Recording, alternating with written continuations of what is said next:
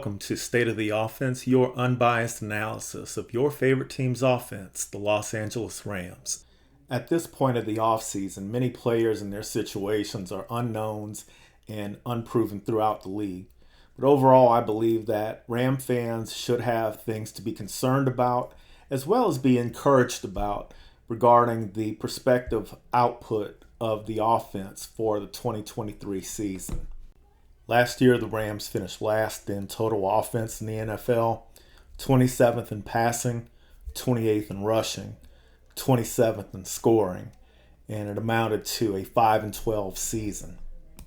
In the skill positions, the Rams returned Matthew Stafford, Cam Akers, Cooper Kupp, and Tyler Higbee as top fantasy options at each position from last year.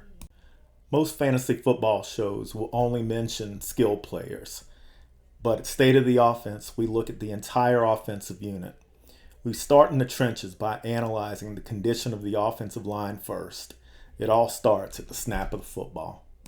On the offensive line, the Rams will bring back left tackle Joe Noteboom and right tackle Rob Havenstein. Centers Brian Allen and right guard Logan Bruce both returned from injury-shortened seasons, and the Rams added rookie left guard Steve Avila to the starting unit. At left tackle, Joe Noteboom replaced retired legend Andrew Whitworth and struggled mightily. Noteboom is the highest paid offensive lineman on the team, with a contract averaging over $13 million a year.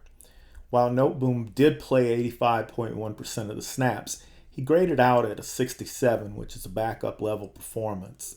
The Rams gave up 59 sacks as a unit last year, which was the third worst mark in the league. Of the 32 projected starting left tackles going into the 2023 season, Joe Noteboom rates 32nd. By the way, Alaric Jackson, his backup, played over 75% of the snaps last year as well, and rated as a 67 as well. One spot over to left guard, the Rams used the 36th pick in the draft on Steve Avila from TCU. Avila was the first true interior offensive lineman drafted who was not projected to play offensive tackle. He played all 5 positions in college, and he is able to play center and guard with equal ability. Currently, Avila is projected to be the starting left guard for the Rams. Projecting Avila as a rookie, he should grade out at about a 70, which unfortunately for Rams skill players will place him as a below average starter around the 20 to 22 range in the league. In spite of this, Avila should be one of the Rams' top 3 offensive linemen coming into this season. In the middle at center, Brian Allen returns from a very difficult season where he played only 6 full games. Allen played 38.7% of the snaps last season and graded at a 72, which would rank Allen as the 22nd center in the NFL in 2022. The projected starter at right guard this season is 2022 third-round draft choice Logan Bruce, who missed the entire season after tearing his ACL and PCL in a preseason game. Bruce played at Wisconsin and was taken with 104th pick overall in the 2022 NFL Draft. I project Bruce to grade out at about a 68 as a first-year starter, which would put him as the 29th rated right guard in the NFL. The most proven player on the offensive line going into the season is easily right tackle Rob Havenstein. Havenstein graded out at an 82 last year, which was good enough to be tied for 7th amongst starting right tackles in the NFL. In the Super Bowl season of 2021, he was the Rams' top offensive lineman, even over Andrew Whitworth. Havenstein is the player who keeps the Rams from having the worst unit in the league. Because of all the troubles on the offensive line, the Rams decided to replace their offensive line coach this offseason, and they ended up hiring Ryan Wendell from the Buffalo Bills.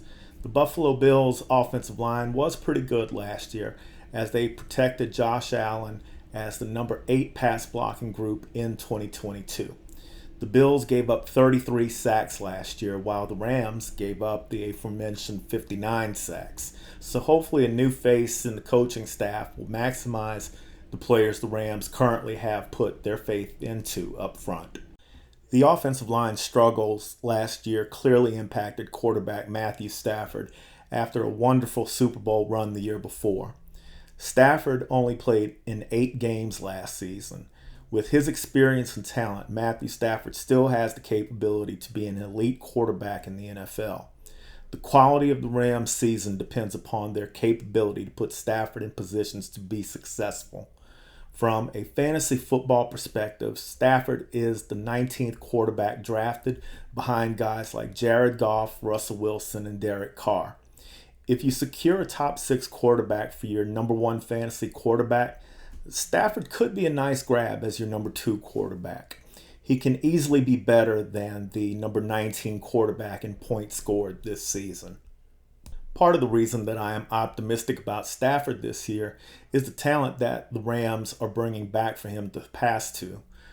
Cooper Kupp, in my opinion, is the number 1 wide receiver in fantasy football. He is the elite of the elite. Last year, he didn't play past week 10, but on a points per game basis, he was still the number 1 wide receiver in fantasy football.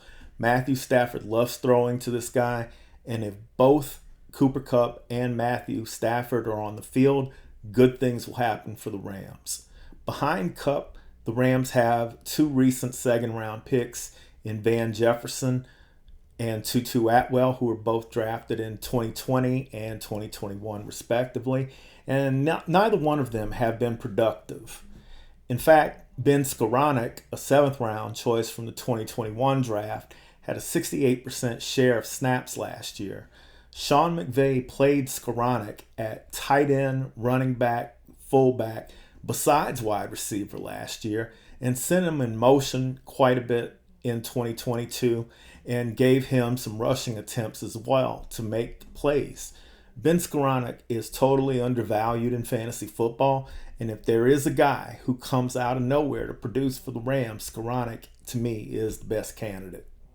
Tyler Higbee commanded a 20.8% target share from the tight end position last year for the Rams. Higbee is one of the most overlooked players in fantasy football. He is currently getting drafted as the number 20 tight end, but he was a number 10 tight end in points per game last season.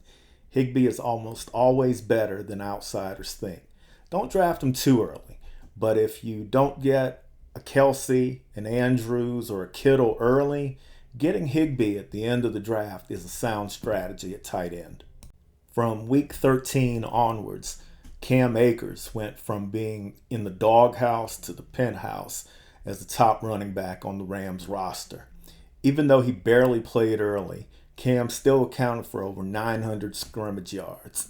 Not only is he the best returning producer to the position for Los Angeles, but the Rams have no big money invested in another back, and Kyren Williams and Zach Evans have both been drafted recently in the 5th and 6th round in the last 2 drafts. So there's no real threat to him in regards to the front office's opinion on any of his competition.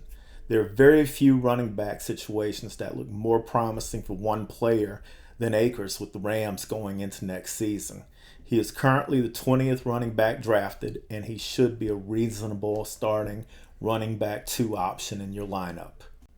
Many mainstream sports writers are down on the Rams coming into the 2023 season. There are definite holes on their roster, but there is talent there as well. The key to the offense will lie in the hands of Joe Noteboom, Steve Avila, Brian Allen, Logan Bruce, Rob Havenstein, and new coach Ryan Wendell to create playmaking opportunities for a talented skill position group. If you like today's coverage of the Rams offense, please hit the like button as well as the subscribe button in order to support the channel.